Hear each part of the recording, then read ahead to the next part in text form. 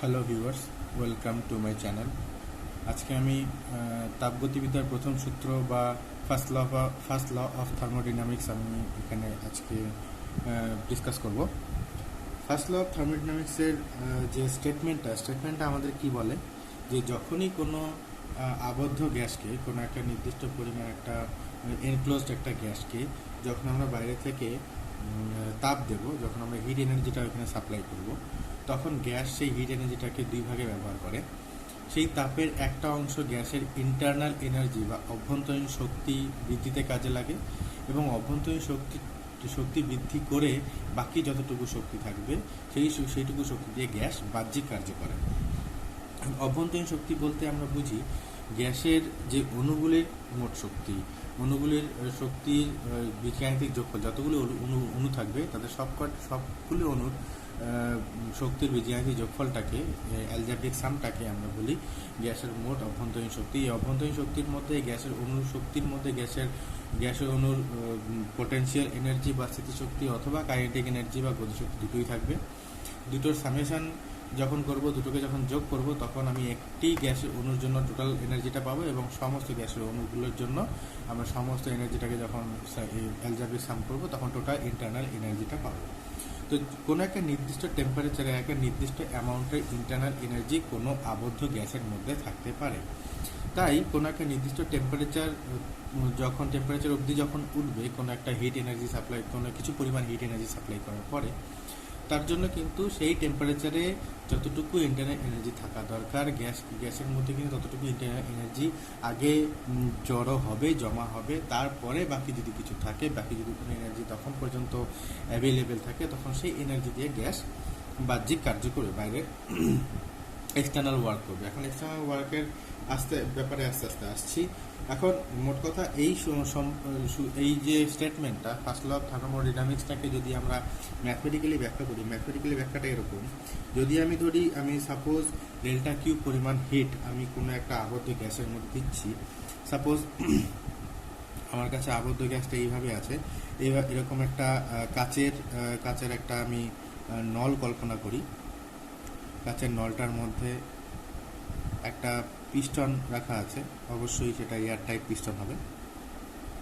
একটা airtight piston রাখা আছে, এবং কাচের দেয়ালের এই দেয়াল থেকে এবং পিস্টনের মধ্যে একটা গ্যাস থাকছে, যে গ্যাসটা মাঝখানে থাকছে। তো এইটুকু গ্যাস নিয়ে আমি আলোচনা করছি। ধরলাম কিছু পরিমাণ গ্যাস এখানে রাখা আছে। কিছু পরিমাণ গ্যাসকে যদি আমি কিছু পরিমাণ আমি ধরলাম ডেল্টা কিউ পরিমাণ হিট ওকে সাপ্লাই করছি। ডেল্টা কিউ পরিমাণ হিট সাপ্লাই করার সঙ্গে সঙ্গে সেই হিটটা গ্যাস দুই ভাগে ব্যবহার করে। এই হিট এনার্জির একটা অংশ ইন্টারনাল এনার্জি বৃদ্ধিতে কাজে লাগে। ইন্টারনাল এনার্জিটাকে আমরা ইউ দিয়ে বলছি। এই ইন্টারনাল এনার্জিটির বৃদ্ধিটা অর্থাৎ ইনক্রিজ কিংবা ডিক্রিজ, ইনক্রিজ অবশ্যই করছে, কারণ এখানে আমরা হিট সাপ্লাই করছি। ইনক্রিজটাকে আমরা ডেল্টা ইউ দিয়ে বলছি।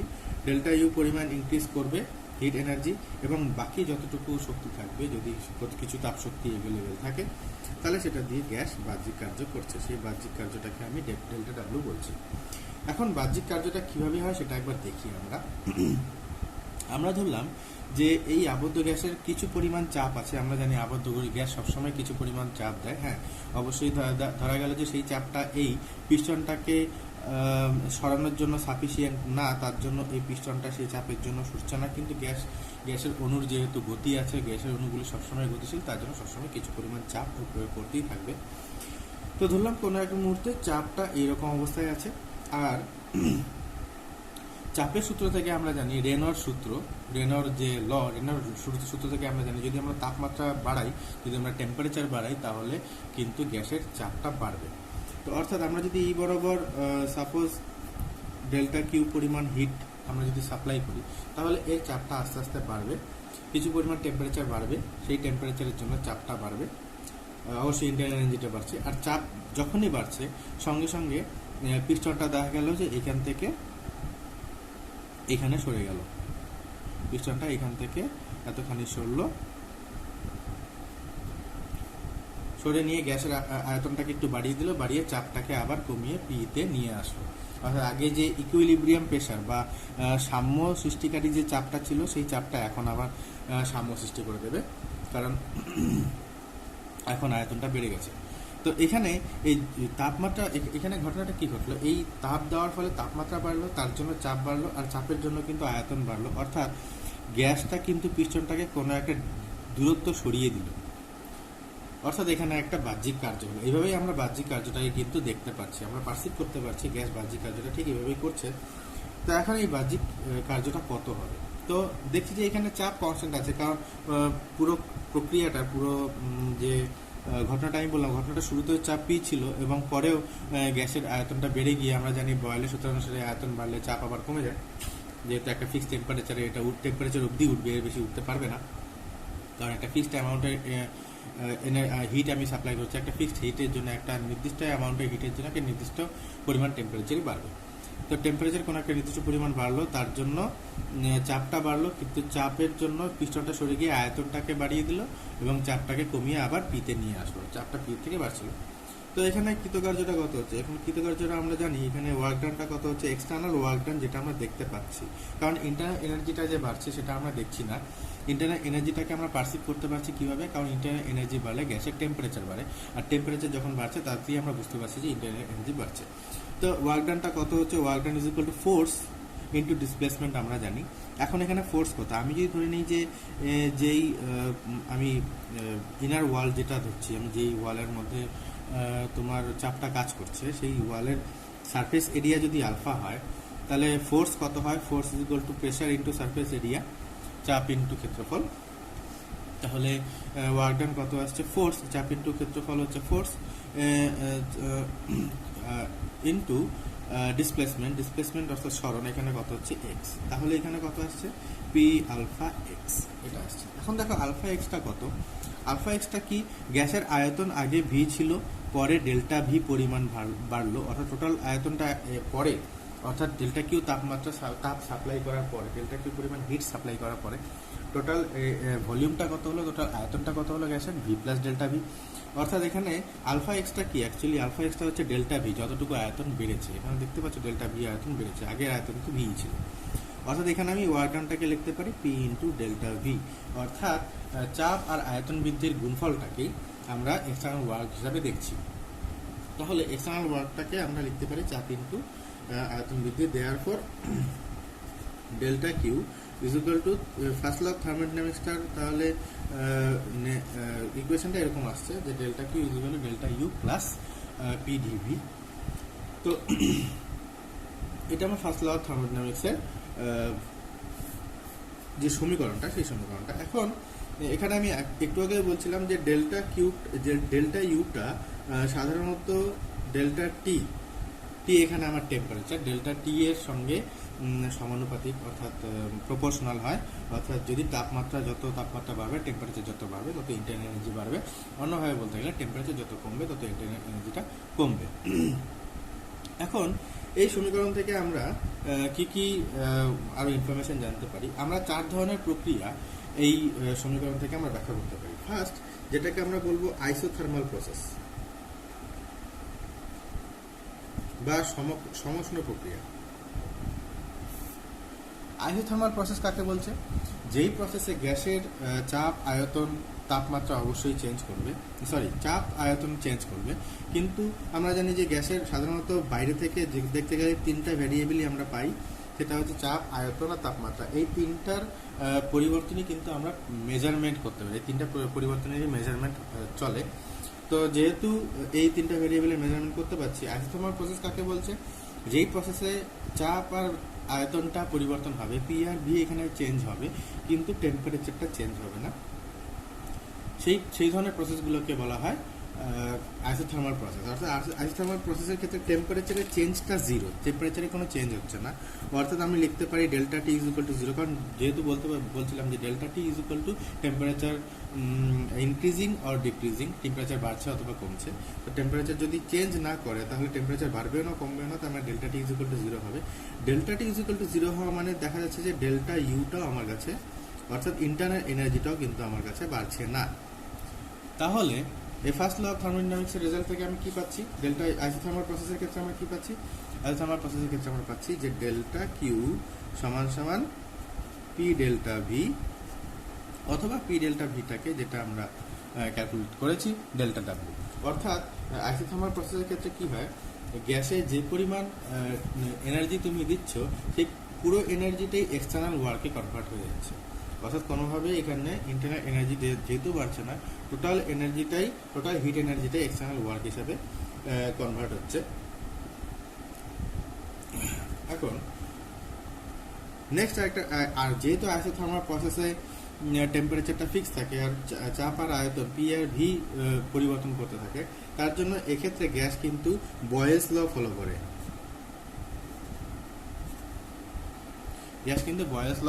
আমরা জানি যে বয়েলস ল এর স্টেটমেন্টটা কি, যদি টেম্পারেচার ফিক্স থাকে এবং গ্যাসের পরিমাণটা যদি ফিক্স থাকে, অর্থাৎ নির্দিষ্ট ভরের গ্যাসের ক্ষেত্রে, নির্দিষ্ট পরিমাণ গ্যাসের ক্ষেত্রে টেম্পারেচার যদি তুমি তাপমাত্রা যদি চেঞ্জ না করো, তাহলে চাপ আর আয়তন পরস্পর ব্যস্তানুপাতে পরিবর্তিত হয়, অর্থাৎ ইনভার্সলি প্রপোর্শনাল হয়।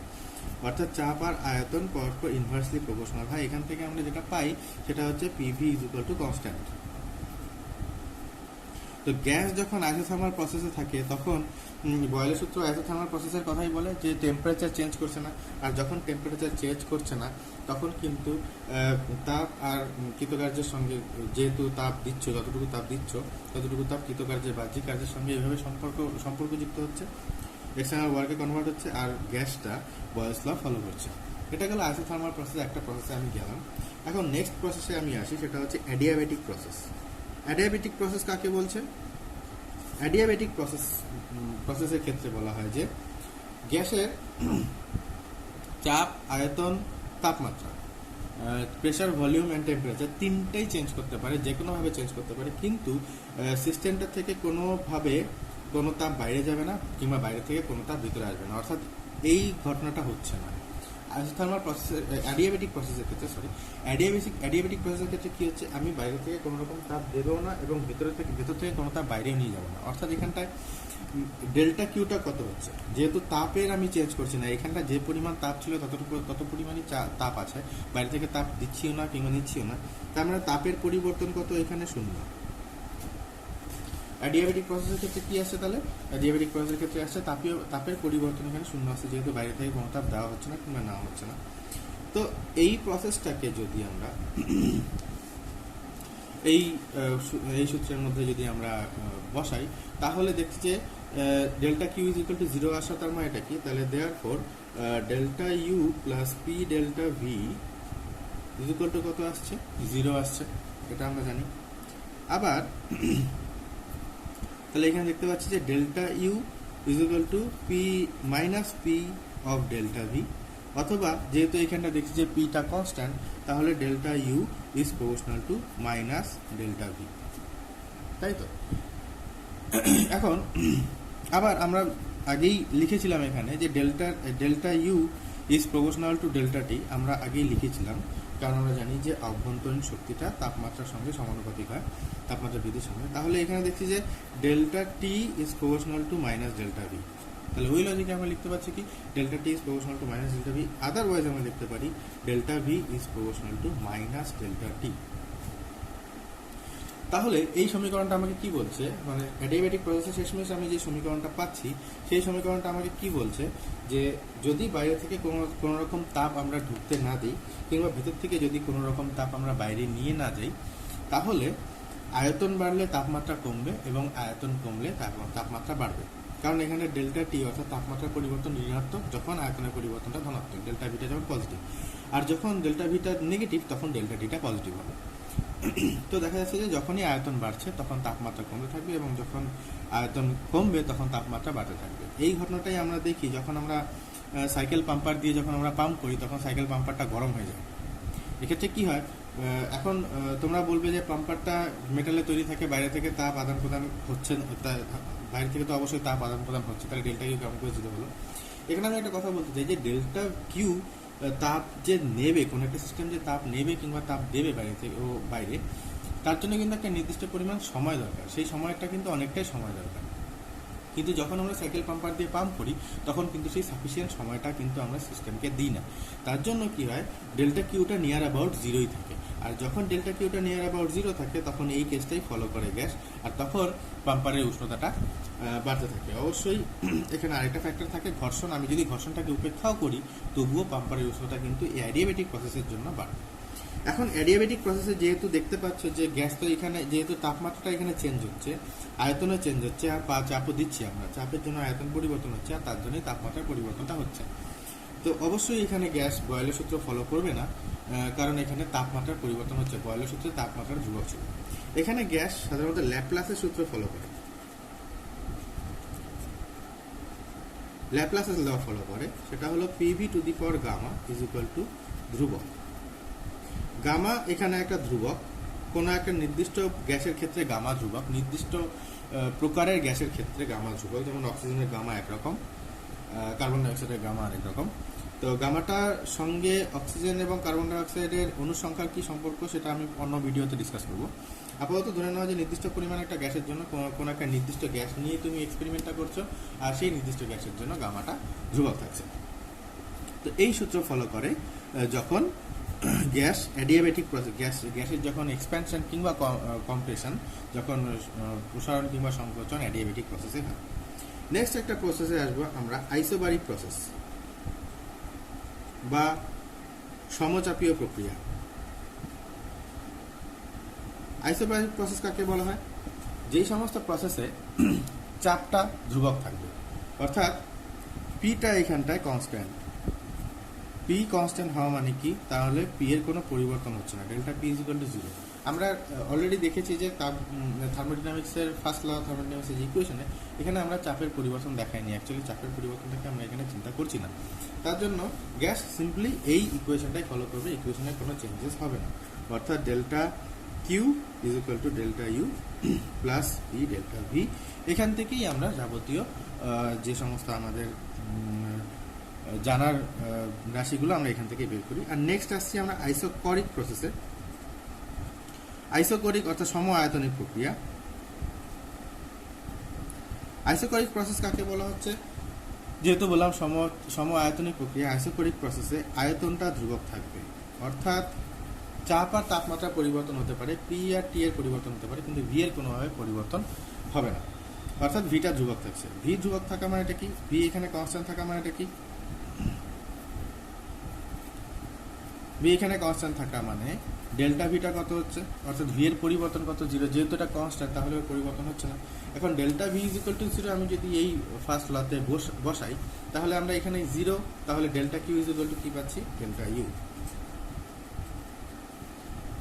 অর্থাৎ আইসোকরিক প্রসেসের ক্ষেত্রে তুমি যে পরিমাণ তাপ গ্যাসকে দেবে, পুরো তাপটাই ইন্টারনাল এনার্জি বা অভ্যন্তরীণ শক্তিতে কনভার্ট হবে, কোনো রকম এক্সটার্নাল ওয়ার্ক হবে না। কারণ আমরা জানি যে এক্সটার্নাল ওয়ার্কটা ডিপেন্ড করে আয়তনের পরিবর্তন উপরে, আর আইসোকরিক প্রসেসে আয়তনের কোনো পরিবর্তনই হয় না, তার জন্য এক্সটার্নাল কোনো ওয়ার্ক হবে না।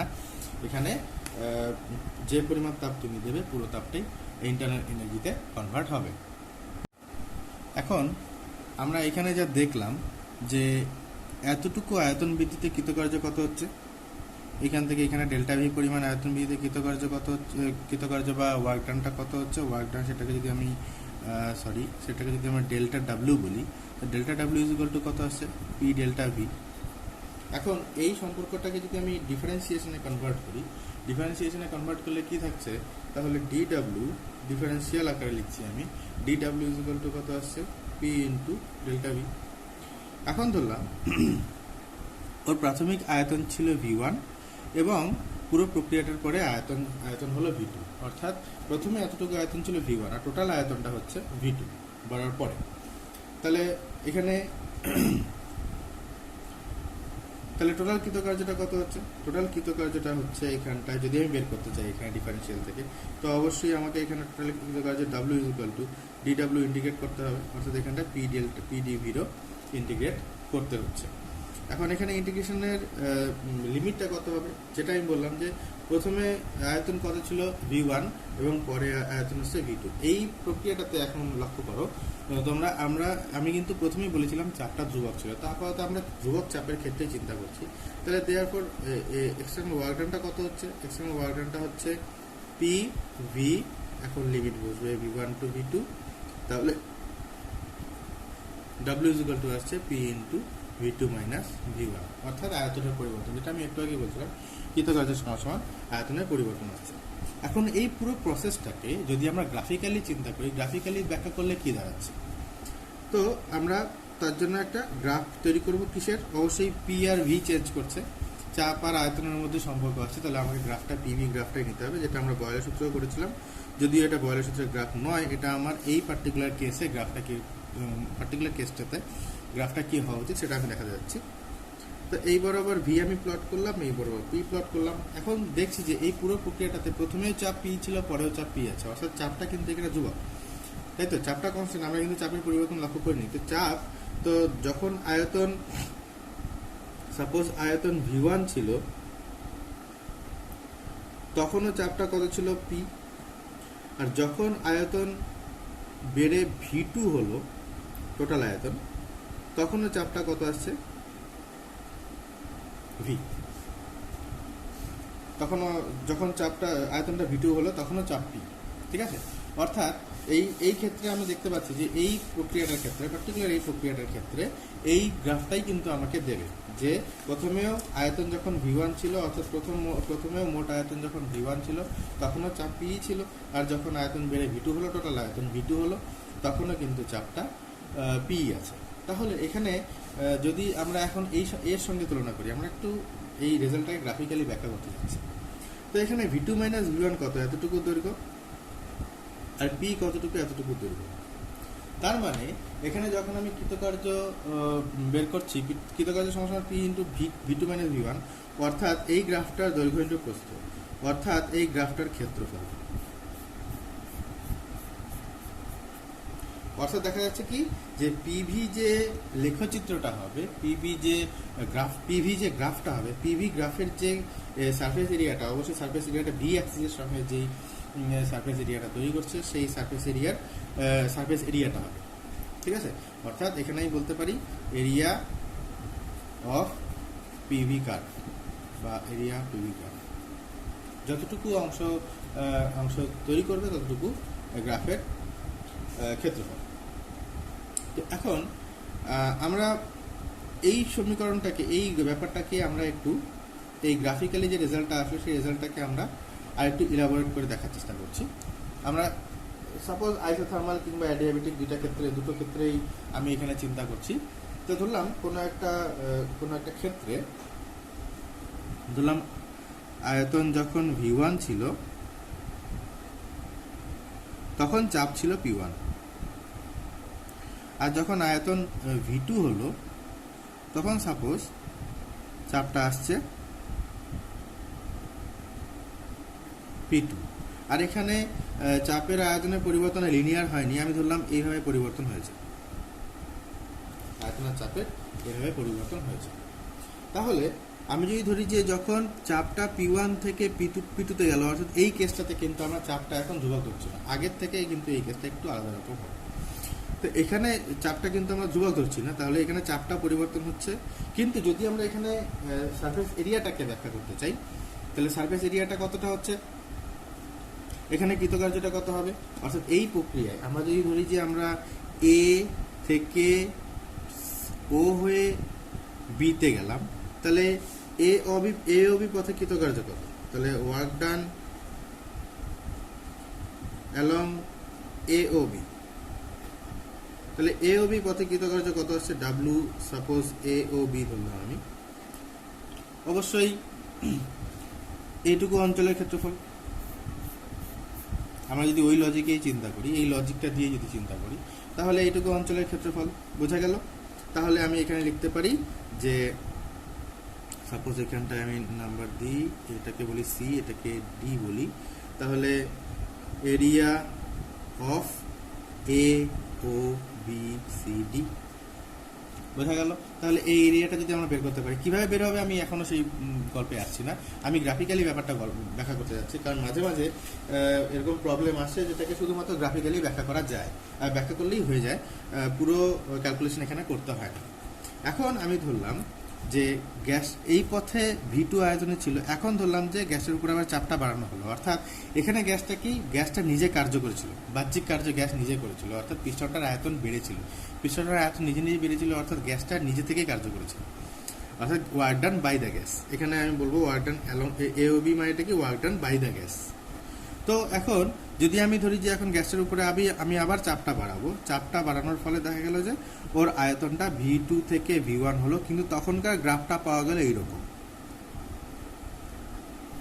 অর্থাৎ এখানে কি হচ্ছে, এটা বলতে পারো তুমি work done on the gas, কারণ গ্যাস নিজে থেকে গ্যাসের উপরে যখন তাপ দিচ্ছ তখন গ্যাসের চাপ কিন্তু নিজে থেকে বাড়বে।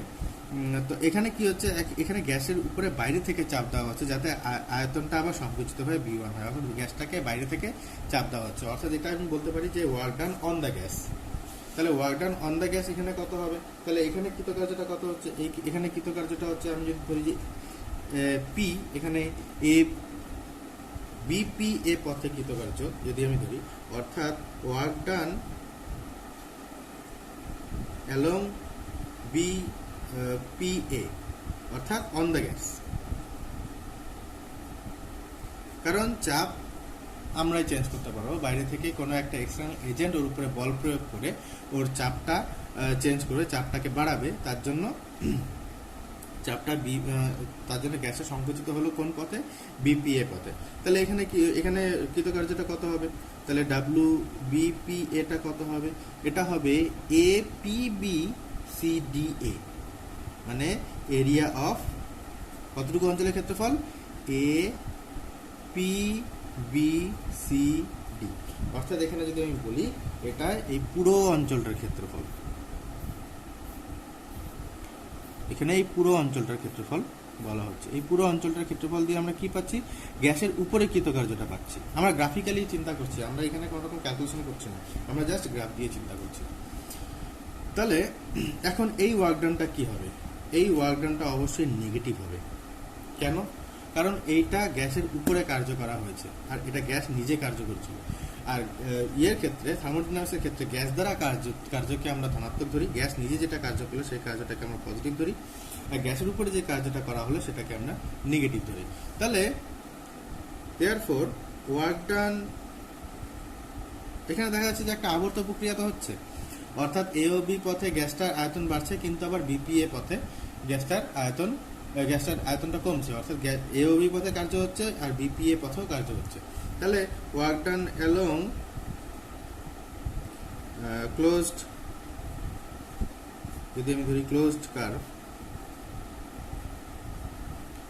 AOBPA, অর্থাৎ এই বদ্ধ পথে কৃতকার্যটা কত হচ্ছে, এটাকে বলি আমরা আবর্ত প্রক্রিয়া, ঠিক আছে, এটাকে বলি আমরা সাইক্লিক প্রসেস বা আবর্ত প্রক্রিয়া।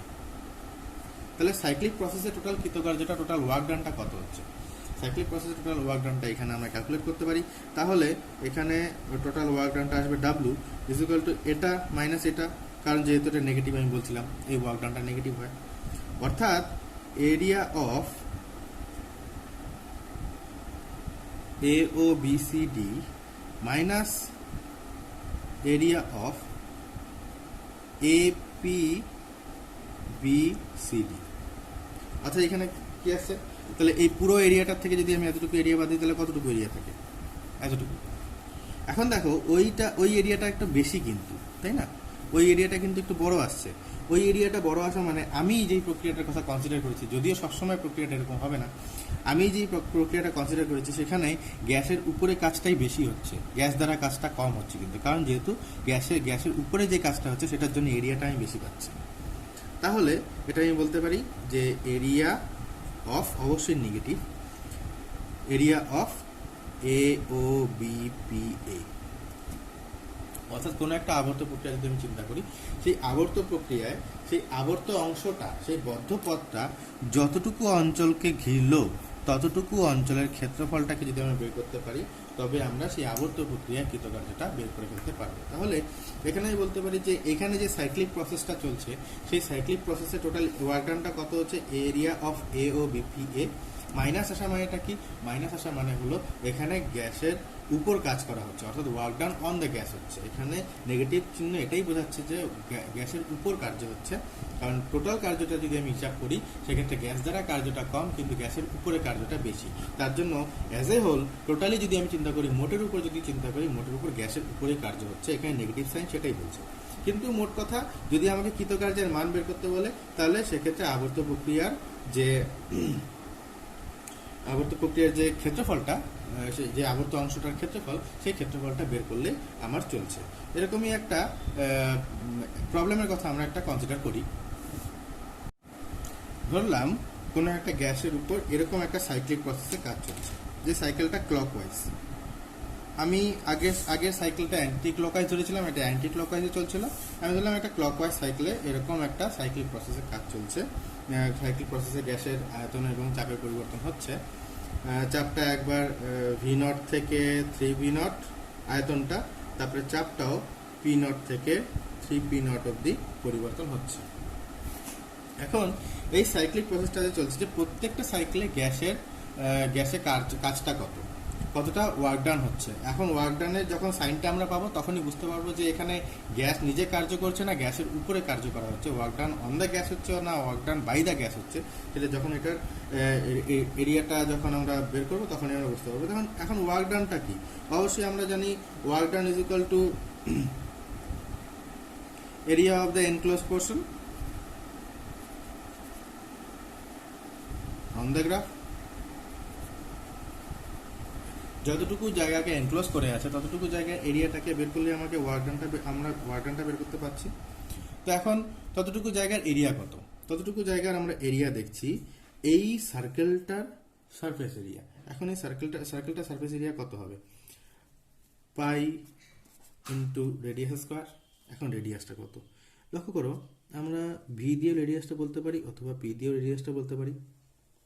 তাহলে আমরা পি দিয়েও পাবো ওয়ার্ক ডানটা অথবা ভি দিয়েও পাবো ওয়ার্ক ডানটা। তো এখানে আর এর ভ্যালুটা দুটো আসছে। আমি যদি ভি থেকে হিসাব করি তাহলে 3 V naught minus V naught মানে 2 ভি নট, অথবা আর এর ভ্যালুটা আসছে আমি যদি এদিক থেকে হিসাব করি 3 P not minus P not অর্থাৎ 2 পি নট। তাহলে দেখা গেল যে ওয়ার্ক ডানের দুটো এক্সপ্রেশন আসছে। একটা কি? একটা pi into 2 V not square অথবা pi into 2 P not square. তাহলে কত হচ্ছে এটা? 4 pi V not square, otherwise 4 pi P not square. কিন্তু দুটো কেসেই আমরা দেখছি যে ওয়ার্ক ডানটা পজিটিভ হচ্ছে। ওয়ার্ক ডানটা পজিটিভ হওয়া মানে এখানে গ্যাসের দ্বারা কার্য হচ্ছে এখন, অর্থাৎ work done by the gas হচ্ছে, work done on the gas হচ্ছে না। তো আশা করি সাইক্লিক প্রসেসে, কোনো একটা সাইক্লিক প্রসেসে যদি তোমাদের কাছে কোনোভাবে গ্রাফ দেওয়া থাকে, তাহলে সেই গ্রাফটা দিয়ে তোমরা ওয়ার্ক ডানটা কিভাবে নির্ণয় করবে। এখন আমি এখানটা একটা কথা এখানে অবশ্যই আরেকটা কেস আমি এখানে ব্যাখ্যা করার চেষ্টা করব, কেননা যদি কোনোভাবে এইভাবে আসে তখন তোমরা কিভাবে ব্যাখ্যাটা করবে কিংবা প্রবলেমটা কিভাবে সলভ করবে। তাহলে আমি একটা পিভি গ্রাফ, আর গ্রাফটা এরকম আসছে, এরকম গ্রাফ আসছে পি থেকে বিতে, অর্থাৎ এখানটায় এটা ইউনিডিরেকশনাল প্রসেস, একটা নির্দিষ্ট ডিরেকশনে কাজ হচ্ছে, কোনো রকম এটা সাইক্লিক প্রসেস নয়, এটা এরকম একটা প্রসেস, ইউনিডিরেকশনাল প্রসেস। আগে যেমন সেটা পি অক্ষের সঙ্গে সমান্তরালভাবে ছিল গ্রাফটা আগে এইরকম ছিল, কিন্তু এইরকম ছিল গ্রাফটা। আমি যদি ভালোভাবে দেখাই তাহলে গ্রাফটা এরকম ছিল, এখন গ্রাফটা আসছে এইরকম। তো এই গ্রাফটার ক্ষেত্রে তোমরা কিভাবে ওয়ার্ক ডানটাকে ক্যালকুলেট করবে? তো অবশ্যই দেখো যে এখানটায় আয়তনটা কত আসছে। এখানে আয়তন ধরলাম আমি ভি নট, আর ধরলাম এটা 3 ভি নট, আর এখানে চাপটা ধরলাম আমি পি নট, আর এখানে 2 পি নট। তো ইউনিডিরেকশনাল প্রসেস কিন্তু, অর্থাৎ তোমাকে এই ট্রাপিজিয়ামটার ক্ষেত্রফল বের করতে হবে। কিন্তু লক্ষ্য করো যে এটা কিন্তু আবর্ত প্রক্রিয়া হচ্ছে না, এটা কিন্তু কোনো সাইক্লিক প্রসেস না, কিন্তু এটা একটা ইউনিডিরেকশনাল প্রসেস, একদিকে যাচ্ছে, এখান থেকে এখানে গিয়ে প্রসেসটা শেষ। তাহলে তোমাকে কতটুকু ক্ষেত্রফল বের করতে হচ্ছে? অ্যাকচুয়ালি তোমাকে বের করতে হচ্ছে এতটুকু ক্ষেত্রফল, অর্থাৎ এই ট্রাপিজিয়ামটার ক্ষেত্রফল বের করতে হচ্ছে। ঠিক আছে, এখন এই ট্রাপিজিয়ামের ক্ষেত্রফলটা কত হবে? তো ট্রাপিজিয়ামের যদি সারফেস এরিয়াটা বের করতে চাও তো অবশ্যই এখানে ট্রাপিজিয়ামে দুটো অংশ আছে, একটা রেক্ট্যাঙ্গেল আর একটা ট্রায়াঙ্গেল। এখন ট্রায়াঙ্গেলটার বেস কত? ট্রায়াঙ্গেলটার বেস হচ্ছে 3v0 মাইনাস v0 মানে 2v0। তাহলে এখানে ট্রায়াঙ্গেলটার বেস পাচ্ছ 2v0, যেটা আবার লেংথ হবে কার? ওই রেক্ট্যাঙ্গেলটা। ঠিক আছে, আর ট্রায়াঙ্গেলটার হাইট কত আসছে? হাইট আসছে 2p0 মাইনাস p0 মানে p0, 2p0 থেকে p0 বাদ p0। এবং রেক্ট্যাঙ্গেলটার ব্রেডথ কত আসছে, বা উইডথ যদি বলতে পারি, উইডথটা কত আসছে? শুধু p0। তাহলে টোটাল লক্ষ্য করো, এইভাবে কিন্তু তোমরা ইউনিডিরেকশনাল প্রসেসগুলোর সঙ্গে ডিল করবে। তাহলে টোটাল ওয়ার্ক ডানটা কত আসছে? ডাব্লু। টোটাল এরিয়াটা অর্থাৎ হাফ, প্রথমে ট্রায়াঙ্গেলটা আসি, half into base into height plus length into with, তার মানে 2v0 plus into p0, sorry into p0। তাহলে এখানে ক্যালকুলেশন করলে আমরা কি পাচ্ছি? ক্যালকুলেশন করলে পাচ্ছি 2v0 p0, তাহলে p0 v0 plus 2p0 v0 অর্থাৎ 3p0 v0। এখন p0 আর v0 এর ভ্যালু যা খুশি থাকতে পারে, কিন্তু দেখা গেল যে ইউনিডিরেকশনাল প্রসেসগুলোকে ডিল আমরা এইভাবে করছি, অর্থাৎ পুরো এরিয়াটা নিতে হচ্ছে। কিন্তু যখনই আমরা সাইক্লিক প্রসেসে আসছি তখন আমাদের পুরো সারফেস এরিয়াটাকে নেওয়ার দরকার নেই। সেই সাইক্লিক প্রসেসটার গ্রাফের মধ্যে যতটুকু এরিয়াকে কভার করলো ততটুকু এরিয়াকে নিলেই হবে। আশা করি এই ব্যাপারগুলো তোমরা খুব ভালো মতো বুঝতে পেরে গেছো। তো আজকের জন্য এতটুকুই থাকবে। ফার্স্ট ল অফ থার্মোডাইনামিক্স আমি এই থার্মোডাইনামিক্স সিরিজের সেকেন্ড ভিডিওতে আবার ডিসকাস করব। ততদিনের জন্য thank you and have a good day.